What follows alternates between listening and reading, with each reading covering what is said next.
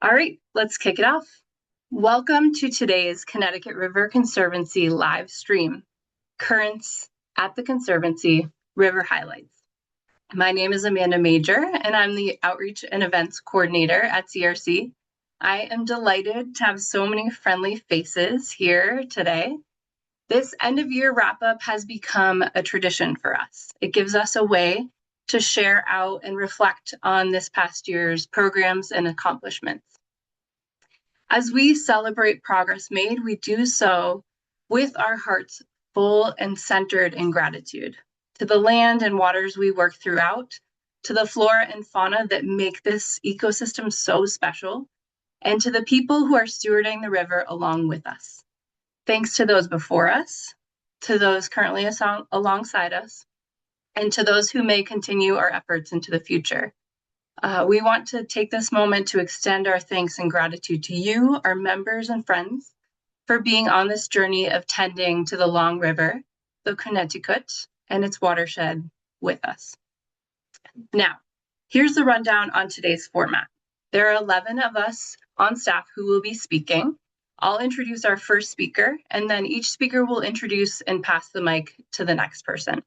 Hopefully, with our powers combined, this will flow as seamlessly as an undammed river. I want to share a few reminders before we get started. Please keep your mic on mute during the presentation so our speakers can be heard without distractions. We enthusiastically encourage your questions and ask you to type them into the chat box in the lower portion of your screen. We'll save time at the end to answer as many as possible, and most staff are available to stay until 1:15. As always, please feel free to depart whenever is best for you. We'll record the episode and post it by the end of the day to our YouTube channel. And finally, I'll be sending out an email later today with a link to the recording, follow-up resources, and other ways to stay connected to our work. So, without further ado, I'd like to kick it off and welcome our first speaker, CRC's Executive Director, Rebecca Todd. Take it away, Rebecca. Thank you, Amanda. And hello, citizens of the watershed. Thank you for coming. Thank you for your interest in the watershed, and thank you, as always, for your support of CRC. I'm excited to have staff from two departments, programs and policy and advocacy, share with you some of what we have accomplished this year. One note, though, what you will be hearing is really only a fraction of the work that these departments do, and you won't hear anything about the largely invisible but critically important work done by our finance, development, communications, and administrative departments. I am honored and inspired to work with all of our incredible staff, and I think you'll agree with me that just how incredible they are at the end of our time together.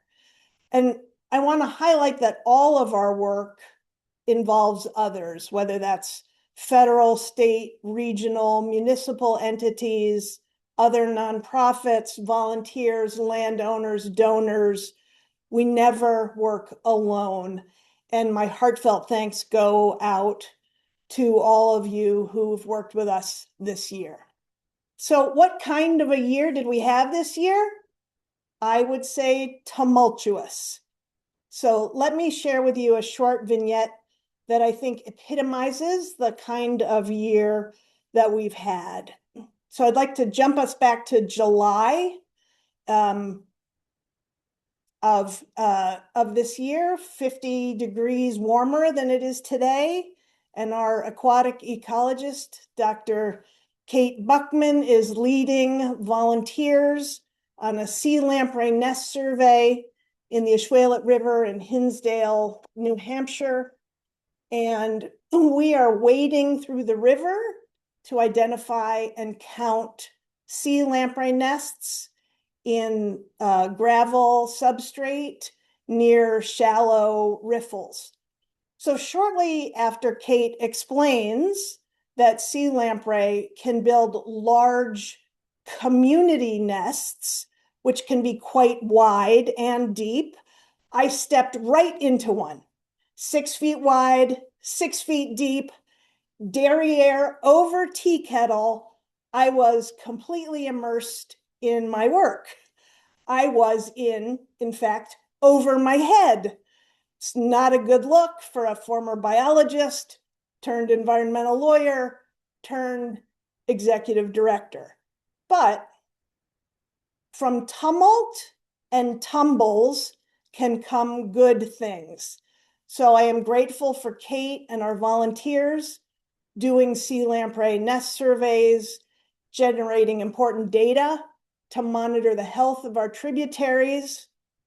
Mostly, I found new respect for sea lamprey who can build such incredible holes.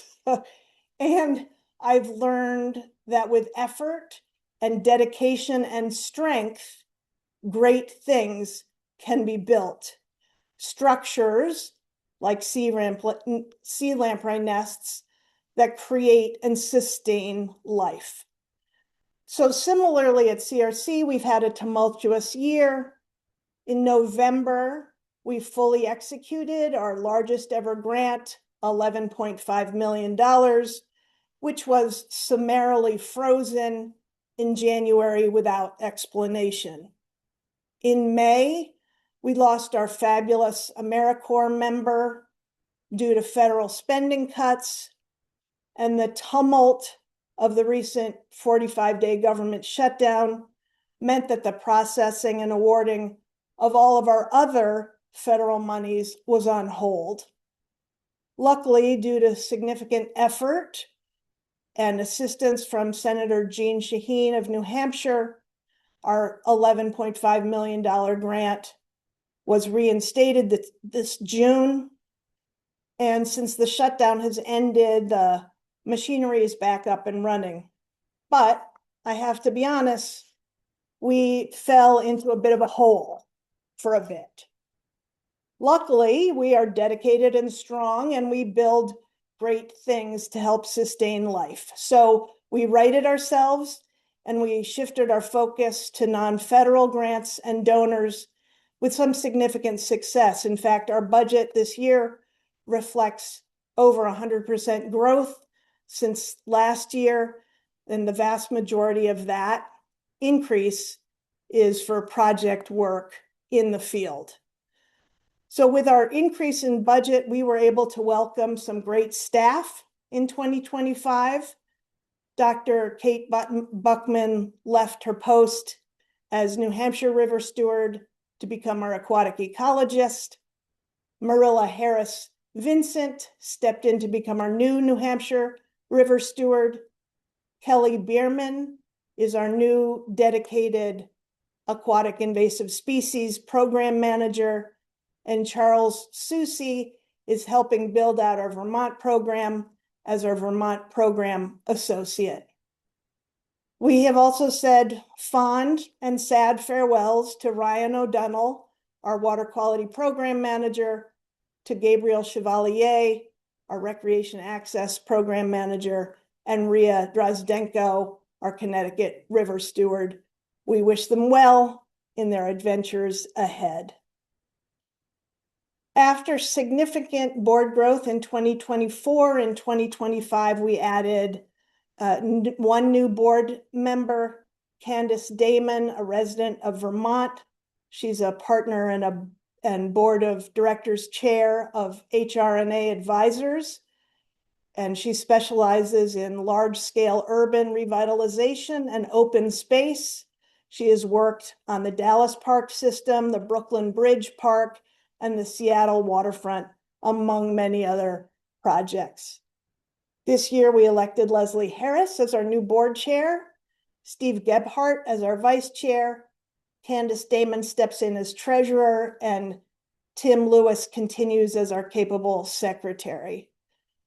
Likewise, I am extraordinarily grateful that Bob Sprowell, our former board chair, remains on the board and on the finance committee. And in fact, this summer, for our tree number 100,000, we planted it in his honor. Perhaps our biggest news and most exciting news is our strategic plan. That was a year-long effort managed by Amara Cunningham, our incredibly competent executive assistant, guided by top-notch consultants, and shaped by the strategy working group composed of staff and board members. That strategic plan landed in your inbox on Monday, and I recommend all 16 beautiful pages to you. So through stakeholder surveys, board and staff interviews, landscape surveys, a retreat, multiple conversations, we determined, not surprisingly, that we should continue to focus on our strengths. But we've also established 3 new initiatives. We are going to be publishing a State of the Watershed report, highlighting critical data throughout the entirety of the watershed, and establishing conservation objectives for CRC, and we hope for other entities within the watershed. Our second strategic initiative is to undertake litigation to harness the full force of the law in protecting our rivers. You'll hear more about that. And the third initiative is that we are going to be preparing to celebrate CRC's 75th anniversary in 2027 with engaging programming watershed-wide. So while I am not naive enough to believe that the tumult and the tumbles are over, I want to say I am incredibly enthusiastic about CRC, the work we've done, and in particular, what lies ahead.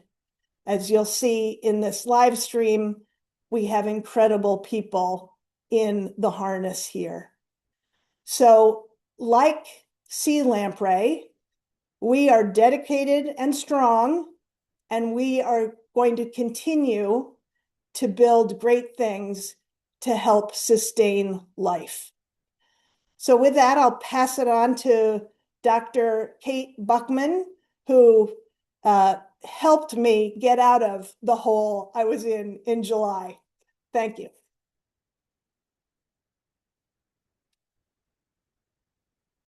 Thank you, Rebecca, and thank you everyone for attending today.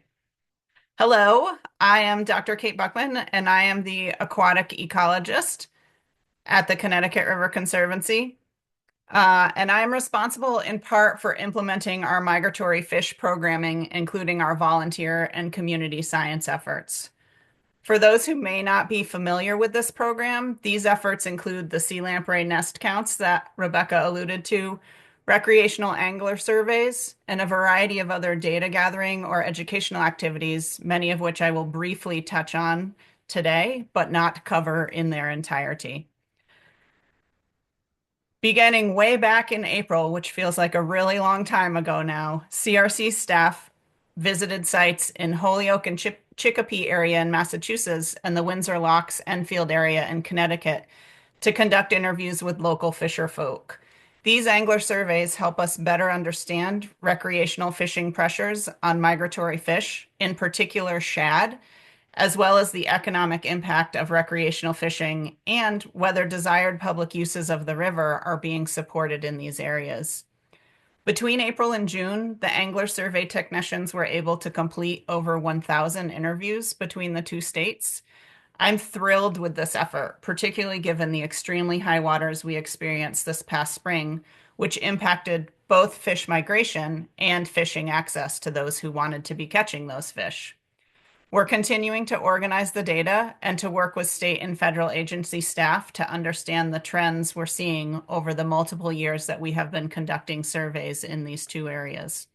So stay tuned as we continue to work through that for more follow-up about the angler surveys. I'm also super grateful for all of the people who came out and walked a tributary with me in June and July, looking for and counting sea lamprey reds. Due to the somewhat delayed movement of the fish this year, many of the volunteers were lucky enough to see a lamprey in the process of building a nest while they were out with me. Over 24 volunteers, like those pictured in the top left photo, assisted with nest surveys in Roaring Brook in Connecticut, the Sawmill and Green Rivers in Massachusetts, and the Sugar and Ashwellet Rivers in New Hampshire. I'm busy mapping the nest locations at the sites that we visit repeatedly to look at year-to-year differences. As you can maybe just barely see in the lower photo, the dots are pretty tiny, but they are there. My initial impression is that in comparison to last year, we counted more nests in the southern tributaries and fewer in the northern ones. But we're also continuing to work through this backlog of data. There are a lot of factors that can impact migration and nest building, and teasing out what is important year to year takes time. But I look forward to continuing to disseminate the results as we move through it. Speaking of sea lamprey, the Turner's Falls Canal Rescue resulted in the return of many fish who were stranded in the mud to the Connecticut River main stem. Thank you to everyone, over 40 of you all, who helped rescue lamprey, shiners, shad, eel, tessellated darters, and many more fish from drying out and dying when the canal was drained for maintenance. We can accomplish so much more when we're working together, and I'm really grateful for your time and effort in helping with this rescue and the other migratory fish work.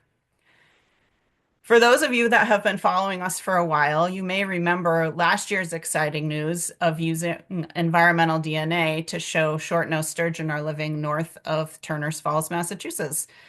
CRC has continued to engage in research and advocacy around short-nosed sturgeon, supporting collaborators with their field work, like the habitat mapping occurring in the top right photo, and pursuing funding to allow our environmental DNA research to advance and provide additional insight into our river's ancient fish.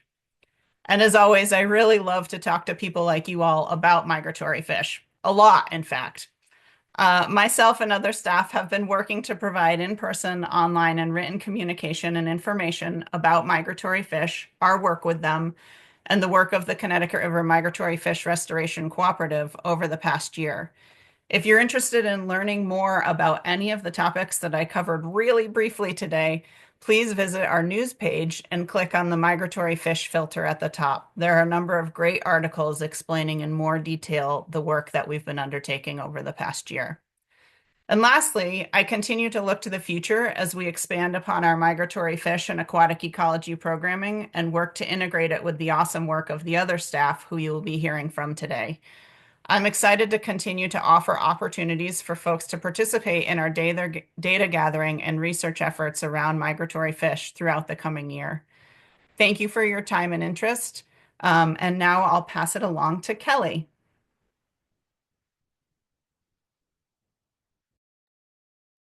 Thank you, Kate. Hello, everybody. My name is Kelly Bierman. I am the Aquatic Invasive Species Program Manager for CRC.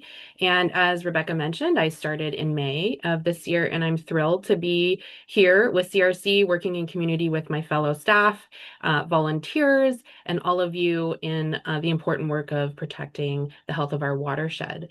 So I'd like to talk more about just one of the challenges we face protecting the Connecticut River watershed, and that, of course, is aquatic invasive species, or as we fondly like to use the acronym, AIS. So specifically, I'd like to highlight some of CRC's work on water chestnut in 2025. If you are not familiar, water chestnut is a fast-spreading plant that forms these really dense mats on the water surface. And these mats block sunlight, they reduce oxygen levels, and they make it impossible for native species to thrive. And so recreation is also a limiting factor. When you have these mats, boating, fishing, and other recreational activities can be limited, and reducing community interaction with the river and its tributaries. So This year, we made a significant progress in removing water chestnut from the water. Together with partners, with volunteers, we removed over 603,000 water chestnut plants from sites throughout the watershed in Connecticut, Massachusetts, Vermont, and New Hampshire. This is a huge number, and it represents countless of hard work and hours. Over 1,815 people hours were put and dedicated to this effort this year. And to that point, we couldn't have done it without the incredible support of our volunteers and partners. We had over 213 volunteers join CRC staff in the field this summer, participating in over 36 separate removal events throughout the season. These events are not just about pulling plants too. They're about building community and protecting the river we love. So it's really tough, dirty work if you've ever come to any of the pools, but it's also really fun and really great to be with community out on the water. So there's an added benefit to this work as well. And every plant that we remove is a step towards making progress in restoring clean water and healthy habitats. And while this challenge is going to be ongoing, particularly with this plant species, these numbers show that what's possible when we work together. Next slide, please. So, of course, water chestnut is just one piece to the whole AIS puzzle that we are looking at. The Connecticut River faces threats from over 40 different aquatic invasive species, both plant and animal. And these species disrupt ecosystems, they harm fisheries, and they degrade water quality, which is why it's really important that CRC helps support some of the efforts that are going on throughout the watershed and engage in this collaborative work. So on this slide, you'll see what I like to call the big six. It's some of the most widely spread, most problematic plants that you'll see in the watershed throughout the entire length of the river. And in addition to hydrilla, so hydrilla is like the seventh plant there, but hydrilla tends to stay focused in Connecticut and Massachusetts. So these six plants tend to be the most that we get asked questions about, the most that our staff and volunteers see out on the water. I saw all six of them this summer. So I just want to highlight those because knowledge is power when it comes to AIS, and when you see these plants out in the water, it's good to take note of that, report them, and also just to proceed with caution if you're boating. Hydrilla in particular, I mentioned as the seventh plant there, continues to be a growing concern. The Army Corps of Engineers continues to monitor and manage hydrilla in partnership with organizations and agencies for over 744 acres of the river, from Agawam, Massachusetts to Long Island Sound. Unfortunately, in 2025, federal funding challenges delayed the progress on many of the treatments for this project, and the Army Corps of Engineers was kind of set back in their schedule for management, which means that extra vigilance around spread prevention is more important than ever for hydrilla. And CRC supports this effort by collaborating with the Army Corps, CT Deep, Massachusetts DNR on what management activities are happening around the watershed and ensuring the public has access to that information and the progress of management, as well as education on how to prevent the spread. So looking ahead, we are expanding our AIS program efforts northward to New Hampshire and Vermont to support volunteers and partners with a focus on spread prevention and awareness. Prevention truly is the key to supporting this work because once these species take hold, the removal becomes more costly and time consuming. So all of you can support this in making sure that you're spreading the message, the powerful message of clean, drain, dry. So every boater, angler, paddler out on the water can be cleaning equipment, draining water, and drying gear before moving between water bodies. So with that, I'd like to thank all of you and, of course, all of our volunteers and partners and funders who support this work. It truly is a collaborative effort. And I'd like to pass it over to my friend, Becky.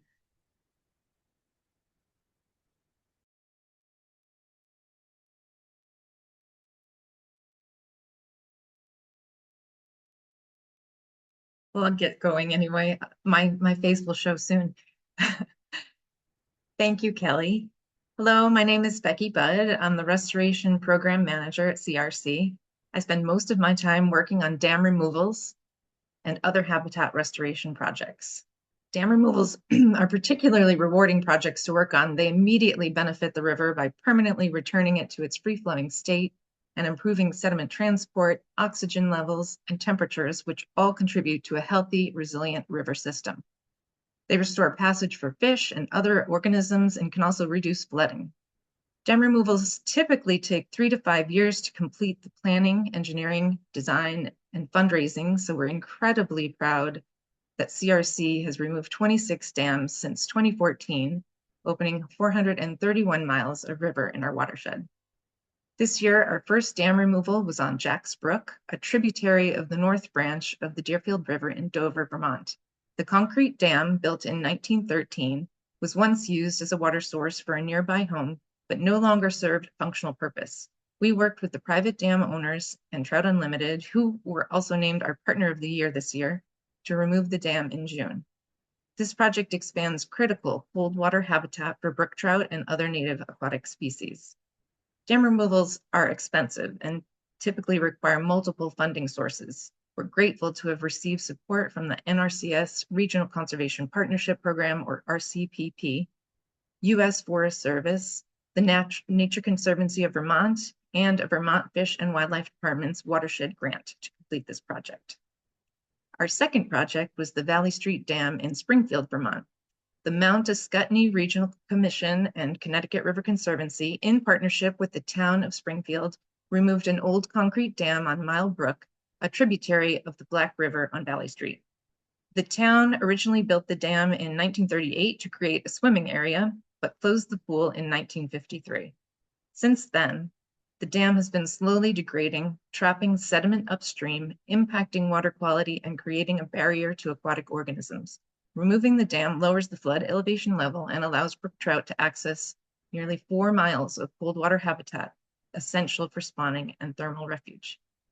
That project began in 2018, taking 8 years of grant writing, engineering design, and permitting to get to construction. We'll finish up this project with a restoration planting in the spring of 2026. Dam removal practitioners must have patience. We were able to accomplish this project thanks to support from the State of Vermont Department of Environmental Conservation and Fish and Wildlife Department and the U.S. Fish and Wildlife Service in National Fish Passage Program. And with that, I'll turn it over to Ron. Thanks, Becky. Good afternoon, everyone. Ron Rhodes, Director of Programs here at CRC.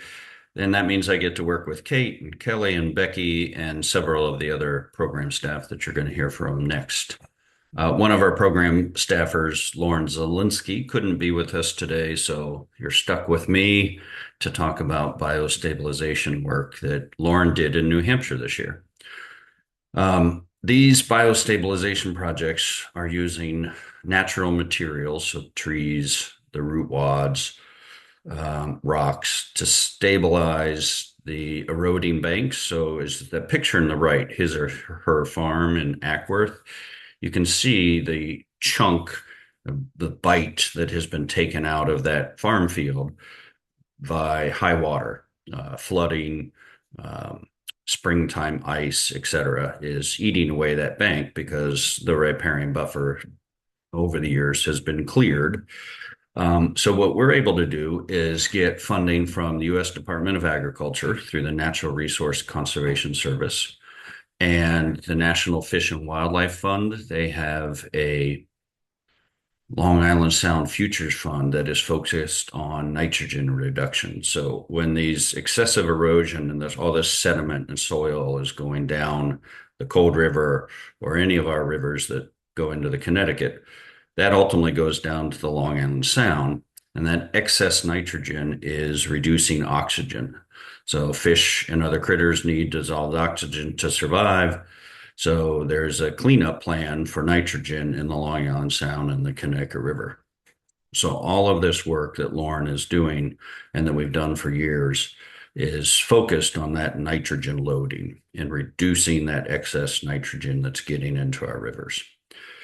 So for the his and her farm and the Washburn farm on the left, we do several years of work to hire an engineer, get the plan designed, get all the permits. There's local, state, and federal permits that you need anytime you have a big yellow excavator in or near the river.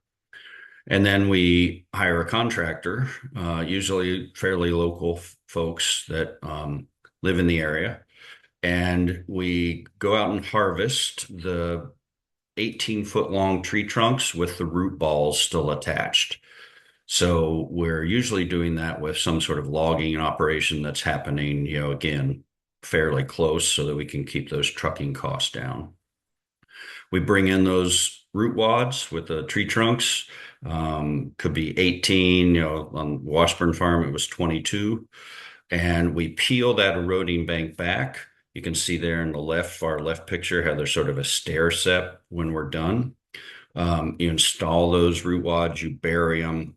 We do use some rock and other wood in between the root wads, and that really takes the brunt of the high water in those flood events and also in the spring for the ice.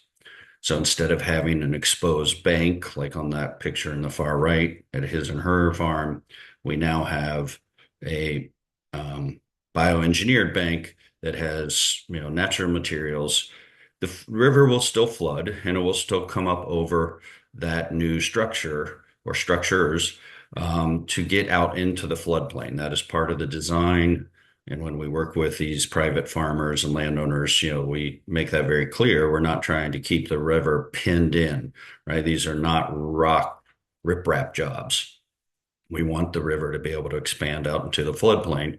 And ultimately, those root wads are going to fade away, right? They're going to rot and they're going to get hit by ice. But that's why we're always planting the buffer. You can see in this slide, talks about a 50-foot buffer we're going to plant next spring at the Washburn Farm and 380 trees that we planted at his and hers this fall. So those buffers are going to have a chance to grow up. Those native trees and those native shrubs are going to become that new stabilizer of those banks. So once those root wads in 20 or 40 years start to fade away, we've got an established buffer. Like I said, we've done these projects for years. We've worked with the U.S. Department of Agriculture in Massachusetts, Vermont, and New Hampshire.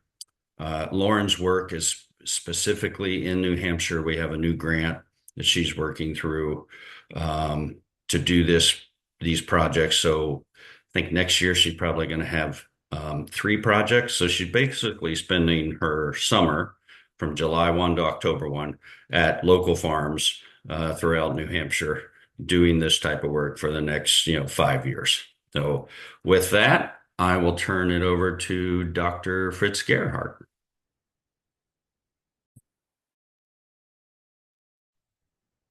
Hello, my name is Dr. Fritz Gerhardt. I'm the conservation scientist with the restoration program at the Connecticut River Conservancy, and I'm really excited to be here today to share with you some of the work that we've been doing over the past year and even before then.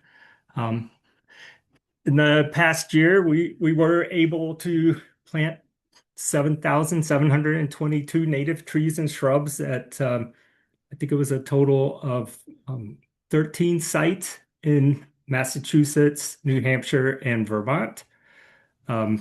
If you look up to the left side of the slide, you can see a map that shows the locations of these sites. The restoration, the reforestation, the tree planting sites are shown in green, although we also have or will plant trees at the other sites, as Ron mentioned, at the biostabilization sites as well as the dam removal sites. We had a couple projects as well, a couple tree plantings in Massachusetts, and we continue to work on expanding this program into the southern reaches of the watershed. One of the highlights that Rebecca mentioned early in this presentation was the planting of our 100,000th tree over the past, I believe we started in 2012. So in 2025, we planted our 100,000th tree.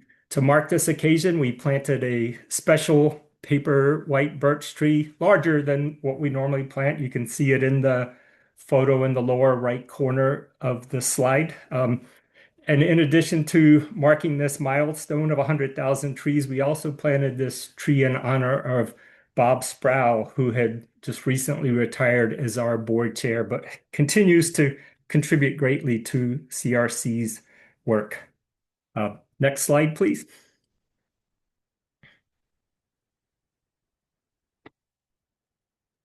The other part of my work is project monitoring. As a scientist, I like numbers, so it's always fun to get out there and count trees, especially live trees.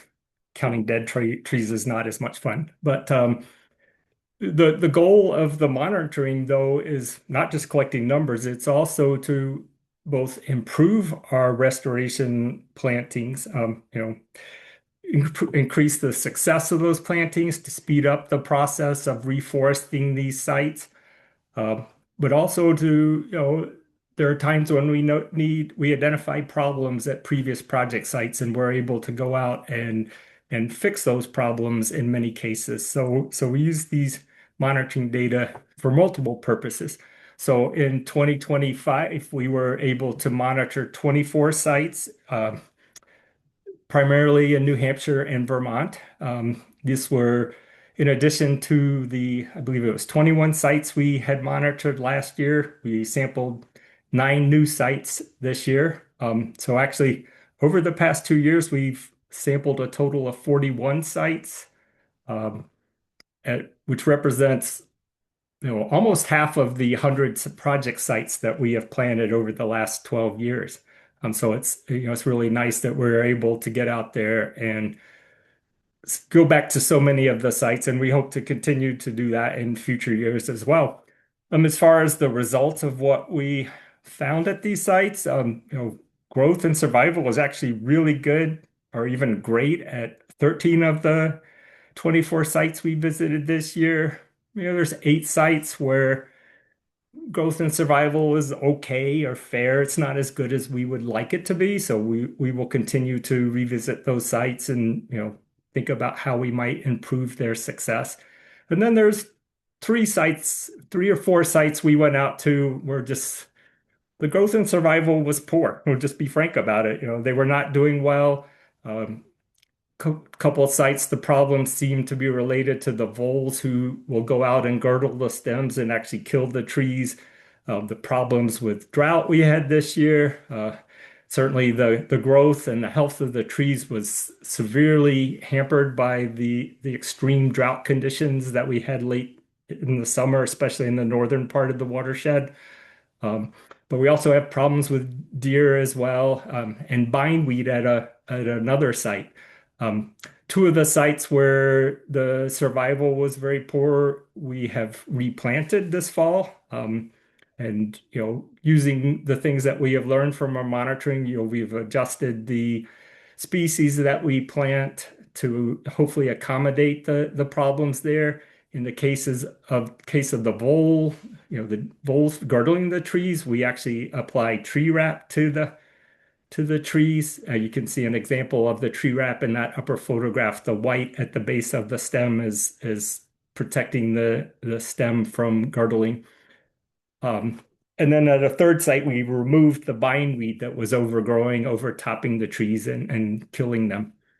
We've also continued to do some experimental work, looking for ways to improve our plantings and to improve their success and the speed at which they develop. You can see an example in the lower right corner where we collected soil from existing floodplain forest and added that around the roots of the plants we were planting. Very excited to see, adding that soil and the soil biota that it contains, especially mycorrhizae, if that might benefit the trees. But that's to be determined. Another thing we're looking at is whether or not we should be planting in areas of Japanese knotweed. In the past, we've pretty much avoided that, but some of our anecdotal observations suggest that trees may actually do okay, even in the Japanese knotweed. So we want to see if that's a possibility. So we did that. We actually planted a bunch of silver maple right in the middle of the Japanese knotweed, like you can see in the upper photograph. And we'll see how they do.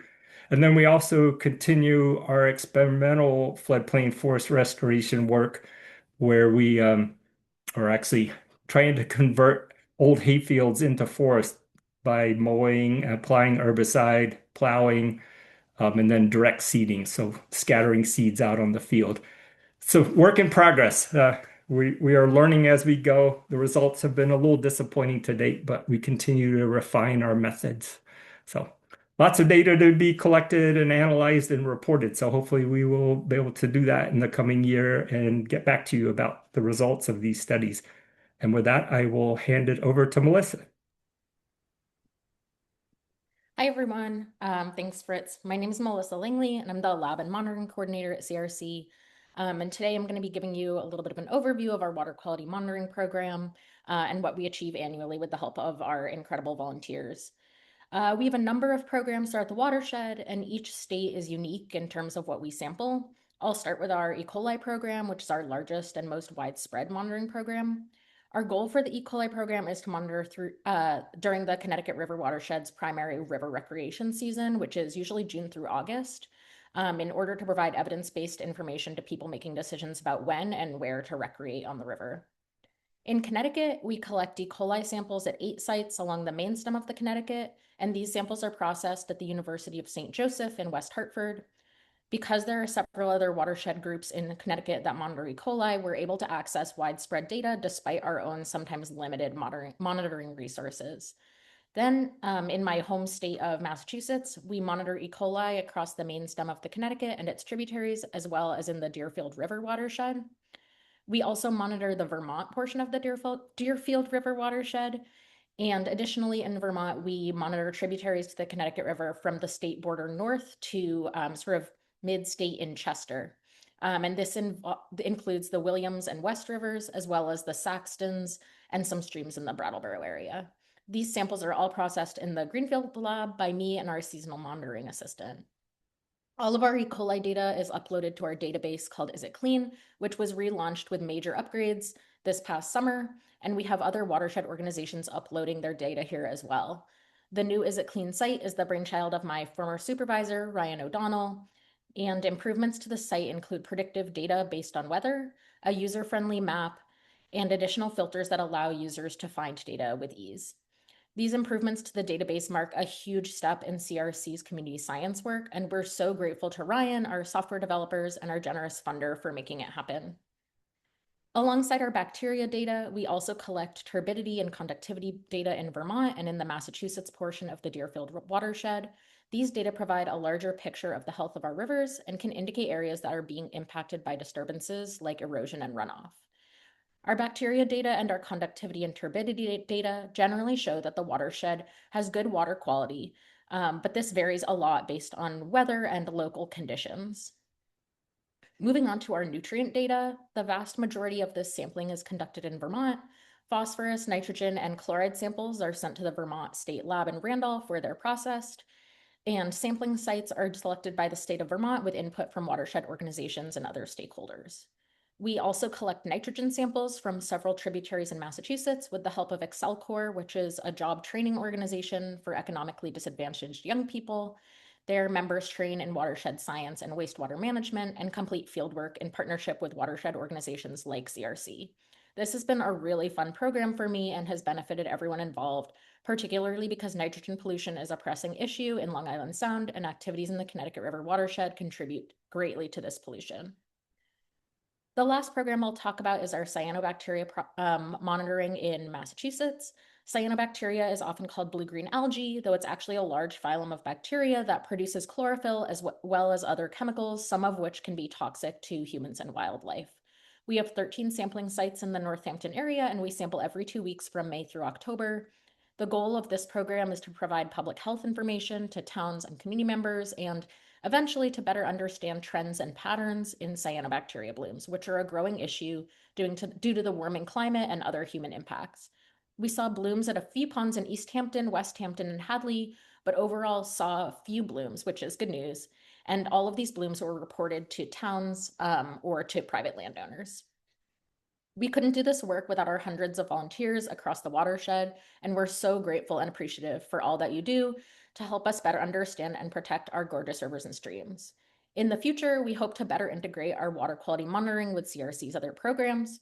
For example, water quality data from before and after dam removals would allow us to measure improvements to river health. We also hope to start macroinvertebrate surveys with our aquatic ecologist, Kate. Macroinvertebrate species composition is an important indicator of water quality, and we hope to take a holistic and ecosystem-based approach as we continue to develop our program. And now I will pass it over to Nina.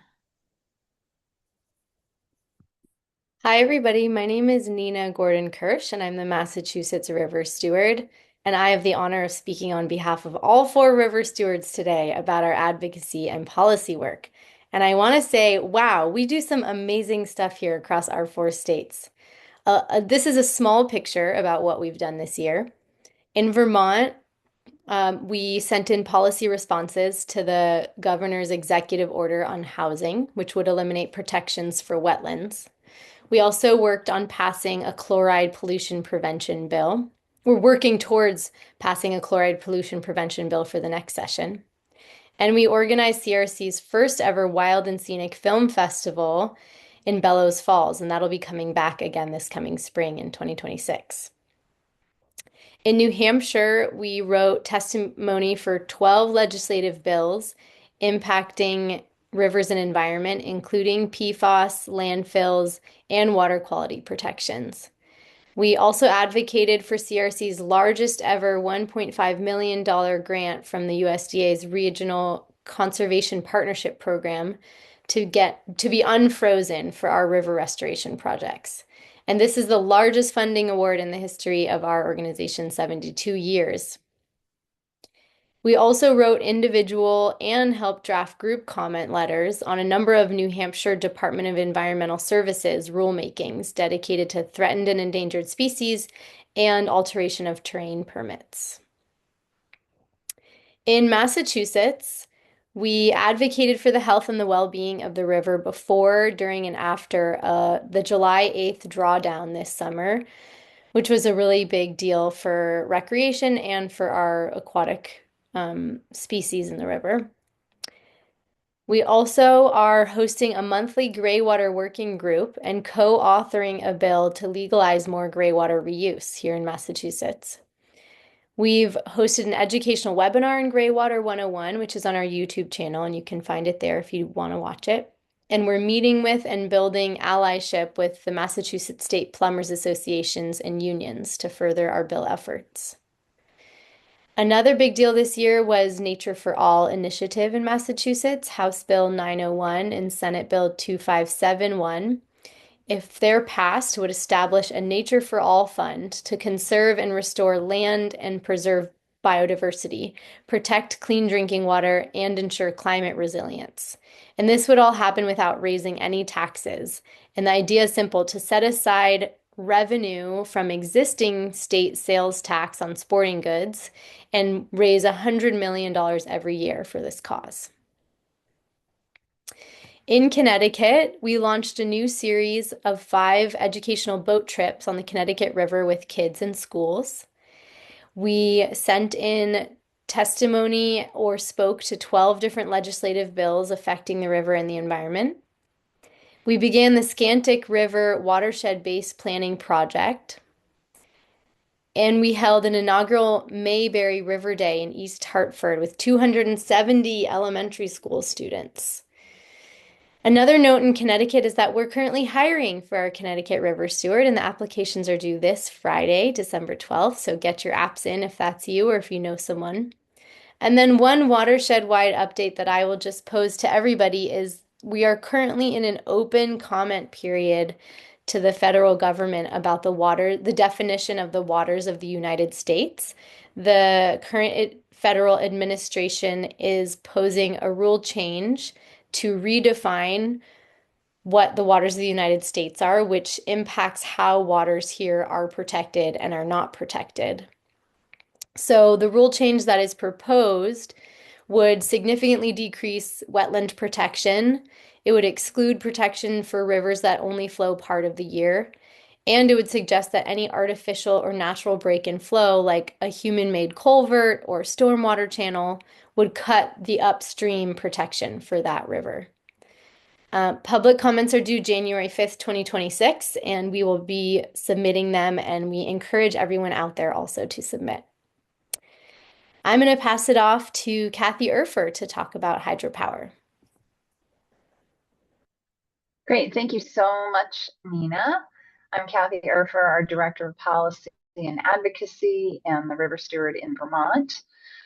While Nina provided a broad overview of some of our advocacy efforts, I'll dig into a little more detail on one in particular that we've been working on for over 12 years, and that is the relicensing of 5 hydroelectric facilities in what we call the heart of the river, which you can see here on the map on the right side of this slide.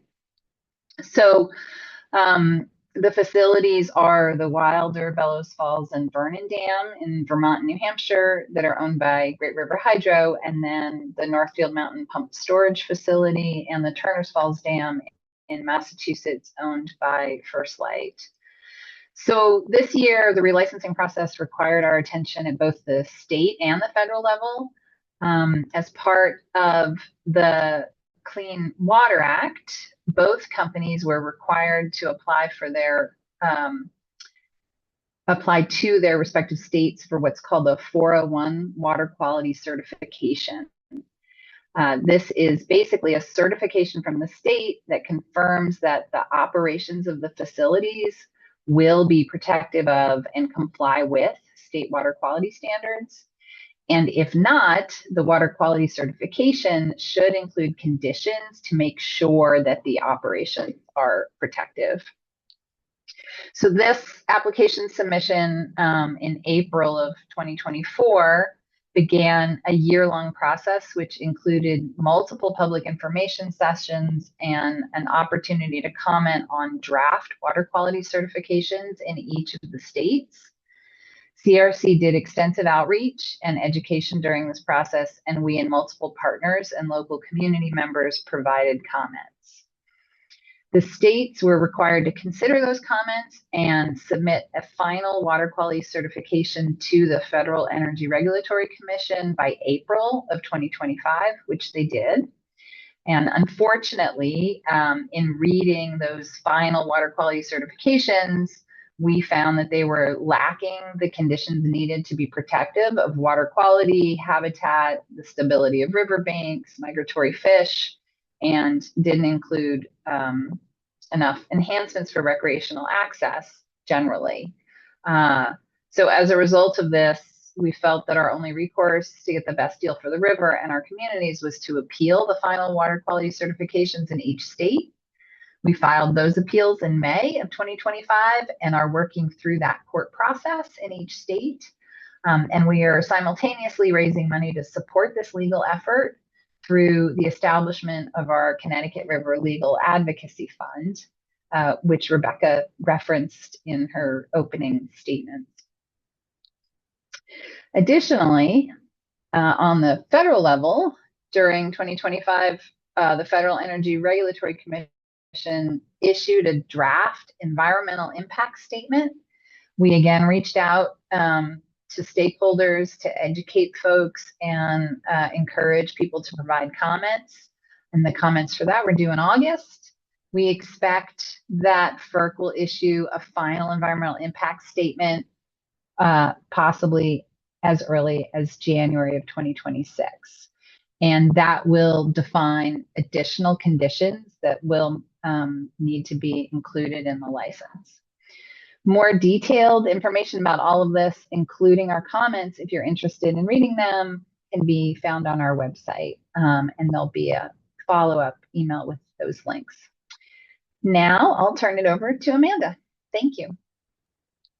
Thanks, Kathy.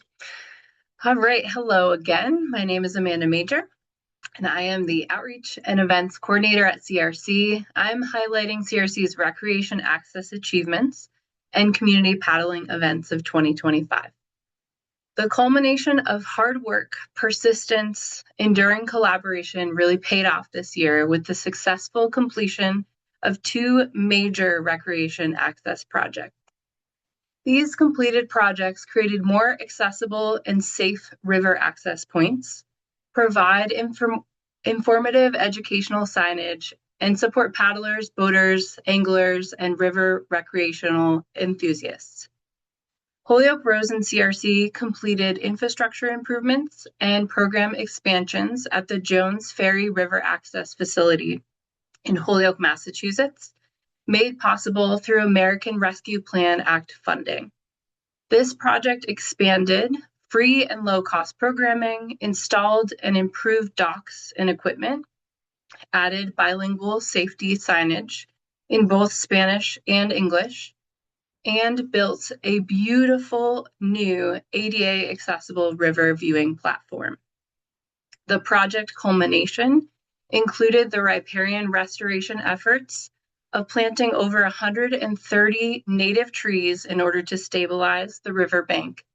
The investment and completion of this project contributes long-term toward making the Jones Ferry site a safer, more accessible, and more inclusive community hub for recreation and environmental engagement. The second completed project was a newly built Connecticut River Paddlers Trail campsite in Connecticut. This campsite is located at the confluence of the Podunk River and Connecticut River in East Hartford on Goodwin University property. The build was a multi-organizational collaborative effort between Goodwin University, Appalachian Mountain Club, Riverfront Recapture, Great Meadows Conservation Trust, CRC, and other partners.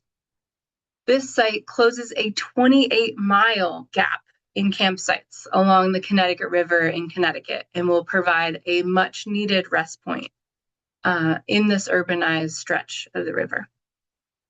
This year, we also launched a watershed-wide series of community paddles designed to bring people to the river, deepen connections with one another and our watershed, and inspire long-term engagement. We were thrilled to spend time paddling the river with over 150 paddlers at 9 different events, offering gear for participants to borrow to break down barriers to river access. Through these events, we recognize there's both a sustained interest in river recreation, coupled with a persistent demand for increased access to low or no-cost paddling gear and inclusive guided opportunities that offer skill development and water safety education. Our paddle events were structured either as community connection paddles or beginner-oriented learn to kayak sessions.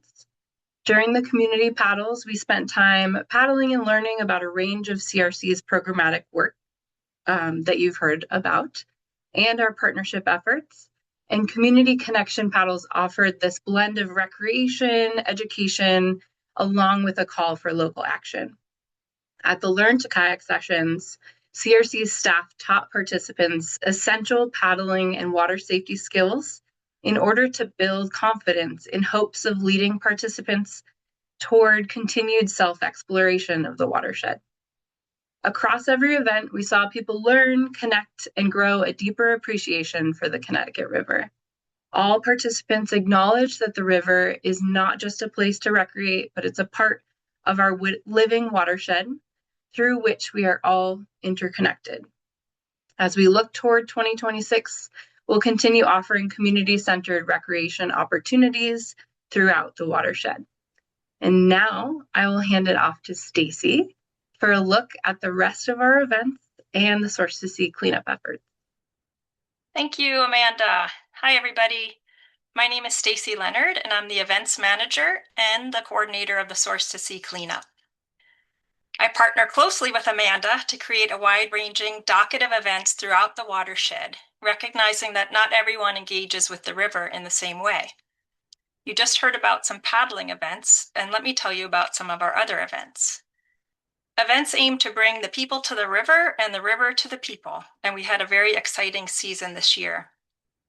Some of the highlights include our first annual Wild and Scenic Film Festival in Bellows Falls, Vermont, as you can see at the top, a fireside storytelling event in Essex, Connecticut, a riverside cruise during our annual meeting in South Hadley, Mass., and several river trivia nights in a few communities in New Hampshire.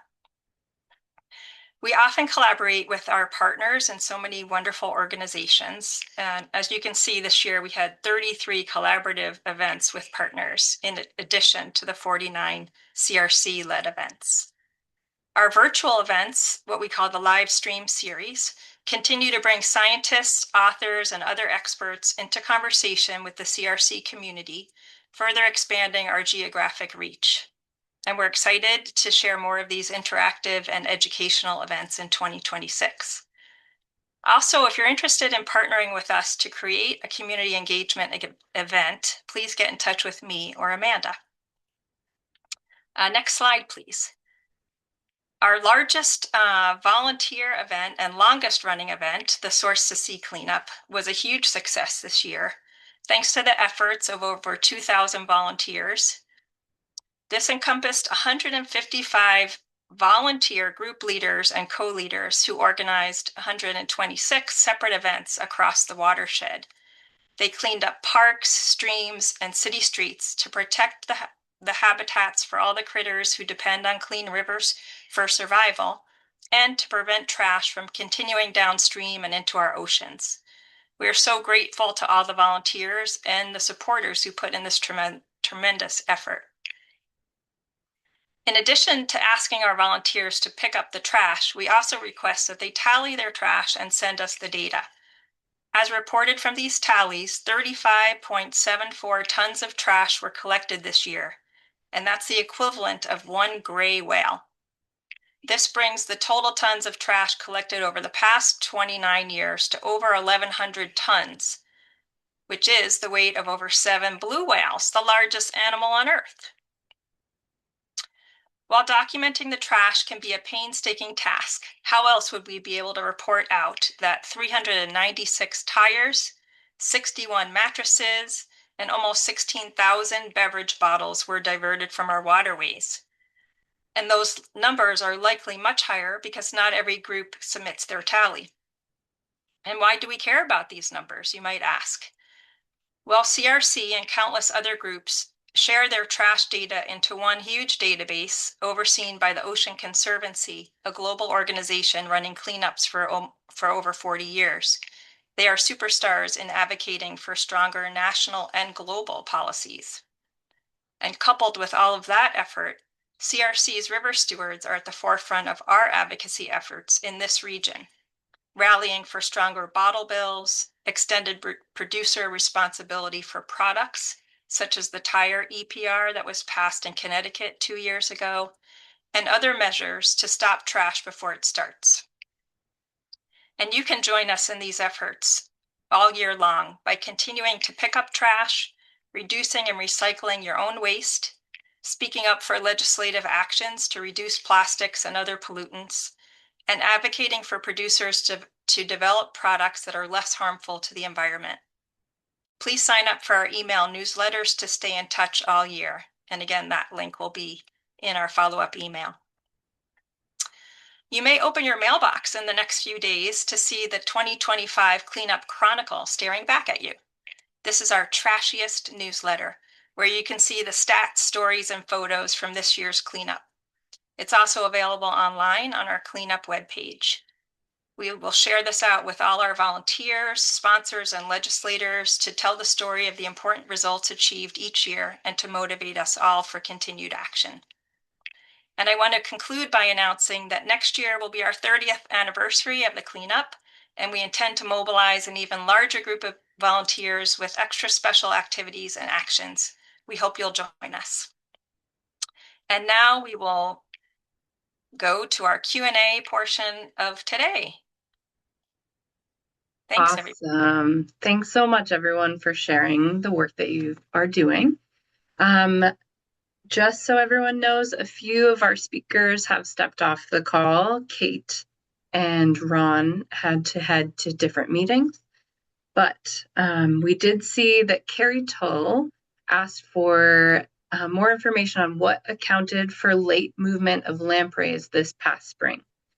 And then Kate sent me something to give back. She said, the delayed lamprey migration is that there was extremely high water in the spring, which both slowed down the fish and caused the fishway at Holyoke to be closed at some points, so they couldn't move upstream even if they were able to swim against the current. So lamprey, which don't exhibit natal homing, likely did not make it as far as they would have under less extreme high water conditions because they just got tired and stopped at the nearest appropriate tributary. She said that's the simplest answer. It's likely more complex than that. So that is the answer to Carrie's question. If anyone else has questions, please pop them in the chat, or you're welcome to unmute and ask while you have us here. Just wait. Hi, it's Carrie Tull. Do you hear me? So thanks for the lamprey answer. That seems to follow. It seemed like it rained every day through the spring, and then we had the drought. Specifically, we're an engineering consulting firm with a specialty in fish ladder design. We have incorporated in our company the Alden Flow Labs out of Holden, Massachusetts. We're working on several dams in the Northeast as well as elsewhere, and wanted to find out who or how the process is conducted regarding whether or not a dam needs to be removed in its entirety, and whether or not what's left behind would be navigable by the fish species of concern, or whether or not those what's left for riprap and what's left for an existing ecosystem would need to be made more beneficial by a fish ladder to enable them to bypass what used to be the dam site. That's a very technical question. I'm so sorry. I think that because we work in 4 states, there can be differences to the answer. So it might be better to talk offline on this one. But in general, the design happens over time, and we go through a rigorous permitting process. We have multiple partners who are involved, usually the state agencies, also federal agencies. They all have specialists who give us advice about how wide the breach has to be not to qualify as a dam anymore, and also allow fish passage for whatever target species is of concern in that spot. But I would love to talk more about that separately. Very good. I appreciate the follow-up. I know it's obviously must be on a case-by-case basis. Thanks. I will follow up with you. Thanks, Rebecca. Okay.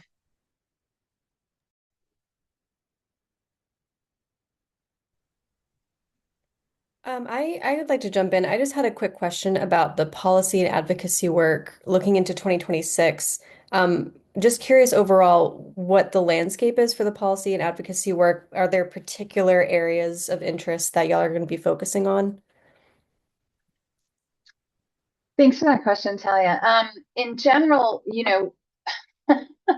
it's changed a little bit, I'd say, over the last year based on what Rebecca alluded to at the beginning. So we have had to shift a little bit more to some more federal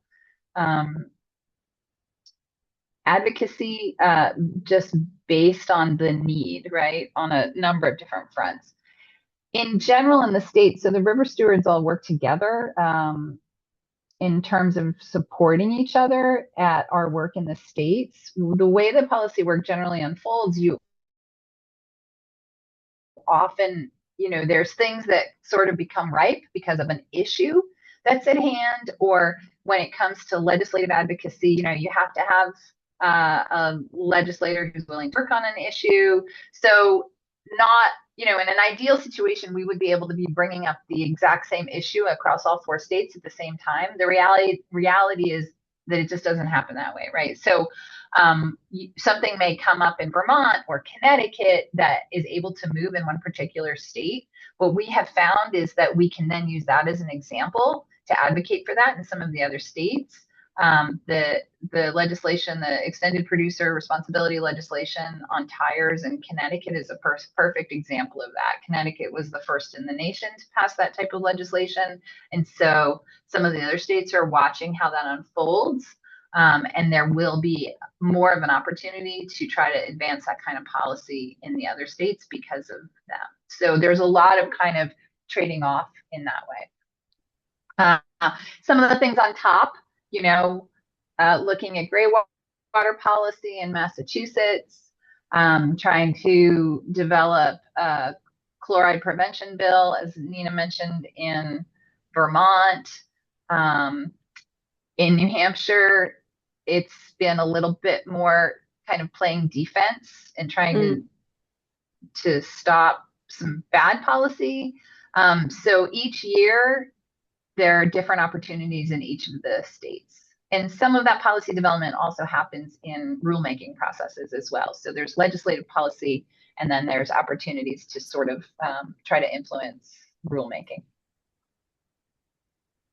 Thank you. I appreciate it.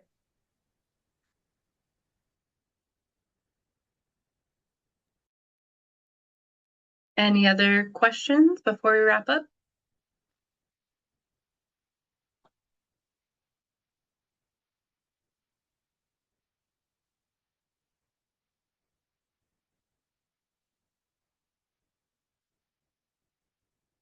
Alrighty. If no one else would like to ask anything, I want to thank all of you for joining us today. Our watershed connects all of us, and the fact that you took some time out of your day to come join us and hear about the work that we're doing is really wonderful, and we are grateful for you. So thank you. Stay tuned. We've got awesome things in store for the next few years as we roll out our strategic plan and look toward celebrating our 75th anniversary. So thank you, and stay in touch. If you have more questions or want to get in contact, you'll get more information in a follow-up email.